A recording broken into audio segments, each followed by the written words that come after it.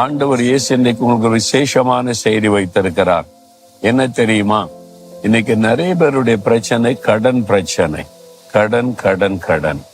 EMI கட்ட வேண்டியது இருக்குது, பேங்க்ல லோன் வாங்கிட்டு கட்ட வேண்டியது இருக்குது, வெஹிக்கிள் லோன் வாங்கிட்டு கட்ட வேண்டியது இருக்கிறது, கந்து வட்டிக்கு வாங்கிட்டு பணமெல்லாம் அதுல போகிறது. நிறைய பேருக்கு கடன் பிரச்சனை. சாதாரண மக்கள்ல இருந்து பெரிய பிசினஸ் பண்ணுகிற கோடீஸ்வரர் வரைக்கும் கடன் பிரச்சனை.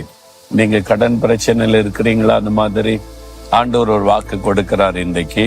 உபாகமம் 28:12 நீயோ கடன் வாங்குவதில்லை, அநேக ஜாதிகளுக்கு நீ கடன் கொடுப்பாய்.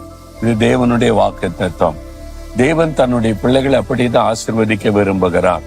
நீங்க கடன் வாங்காத ஒரு ஆசீர்வாதமான வாழ்க்கை வாழணும். நீங்க மற்றவங்களுக்கு கடன் கொடுக்கிற மாதிரியான ஆசீர்வாதம் அதெல்லாம் நடக்குமாங்க?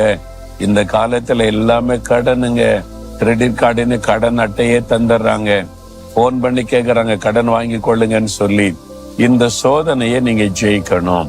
அதுபடி கடன் இல்லாமல் வாழ முடியும் அப்படின்னா அதுதான் ஆண்டவருடைய வாக்கு தத்தம். நீங்க முதலாவது ஆண்டவருடைய வாக்கு தத்தத்தை விசுவாசித்து நான் கடன் வாங்காத ஆசீர்வாதமான வாழ்க்கை வாழ முடியும், ஆண்டவர் என்னை ஆசீர்வதிக்க முடியும்னு முதல்ல விசுவாசிங்க. ரெண்டாவது, அப்படிப்பட்ட ஒரு வாழ்க்கைக்குள்ள அர்ப்பணித்துக் கொள்ளணும். கடன் வாங்க மாட்டேன். கடன் வாங்காம எப்படி வாழ்றது? உங்களுடைய தேவை வந்துட்டு, ஒரு நெருக்க வந்துட்டு என்ன செய்யறது? ஆண்டவர் உதவி செய்வார்.